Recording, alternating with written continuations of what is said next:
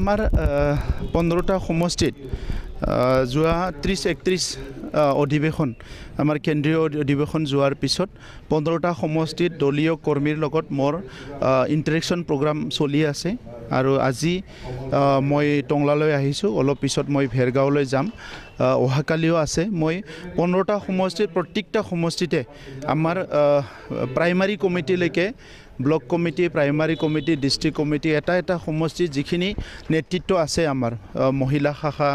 যুৱ শাখা সম্পূৰ্ণ চেল তাৰ লগত ইণ্টাৰেকশ্যন প্ৰগ্ৰাম আছে সেই প্ৰগ্ৰামত মই এটেণ্ড কৰিছোঁ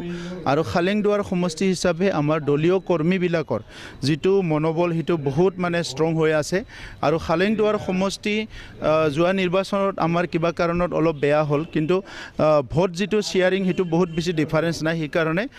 এই MLA ইলেকশ্যন যিটো আহি আছে 26ৰ ইয়াত খালেংদুৱাৰ সমষ্টি UPPLৰ ফালে আহিব টংলা সমষ্টি UPPLৰ পৰা আহিব এইটো চিয়'ৰ হৈছে এতিয়ালৈকে আমি 15টা সমষ্টিতে ৰেডি হৈ আছোঁ প্ৰত্যেকটা সমষ্টিত আমাৰ দলীয় কৰ্মীবিলাক কাম কৰি আছে এক সপ্তাহ টুৰ কৰাৰ পিছত গম পাই যাম কোনটো সমষ্টি ষ্ট্ৰং কোনটো সমষ্টি উইক আৰু তেতিয়া আমি সিদ্ধান্ত ল'ম এতিয়ালৈকে আমি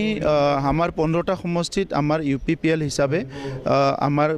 প্ৰিপাৰেশ্যন চলি আছে কাৰণ আমাৰ প্ৰত্যেকটা সমষ্টিত প্ৰাইমাৰী বুথ কমিটি চব আছে তো সেইকাৰণে আমাৰ কাৰণে এই ইলেকশ্যনটো বহুত কঠিন নহয় তো সেই ইলেকশ্যনৰ কাৰণে আমি খুব ভালকৈ প্ৰিপাৰেশ্যন কৰিছোঁ তো এতিয়ালৈকে আমি আমাৰ নিজৰ এটা ডিচিশ্যন লৈ আমি আগবাঢ়ি আছোঁ চাই ল'ম যে কাৰ লগত কি হয় প্ৰাৰ্থিত্বৰ কাৰণে তালিকাটো অলৰেডি আমাৰ কেণ্ডিডেট প্ৰায় শ্বৰ্ট আউট হৈছে কিন্তু ইমান হাৰিডলি নহয় আমি অলপ দেৰিকৈ কেণ্ডিডেটবিলাক আমি ডিক্লেয়াৰ কৰিম আৰু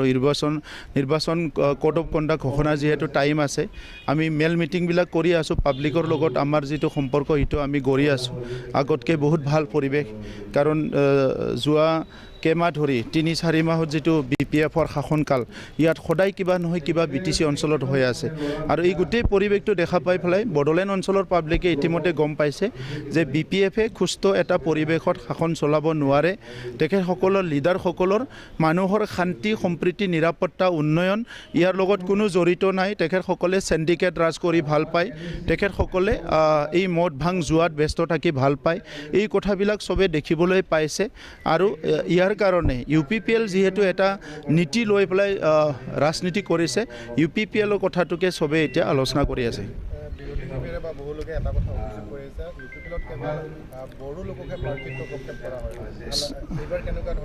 চাওক বিৰোধীয়েতো বহুত 10টা কথা ক'ব পাৰে কিন্তু UPPLে প্ৰথম দল ভাৰতবৰ্ষতে যোনে বড়োলেণ্ডত 26টা জনগোষ্ঠীক লৈ পেলাই আমি আমাৰ ভিজন ডকুমেণ্ট বনাইছিলোঁ 26টা জনগোষ্ঠীক লৈ একেলগে আমি আগবাঢ়ি গৈছোঁ BPFে ভুৱাভাৱে কাকবা কিবা দিম কাকবা কিবা নিদিম কৈ পেলাই ৰাজনীতি কৰে কিন্তু UPPLে 26টা জনগোষ্ঠীৰ ভাষা সংস্কৃতি ৰীতি নীতি জীয়াই ৰখাৰ কাৰণে কাম কৰিছে এইটো ক'তো এক্সাম্পল কোনো দিব নোৱাৰে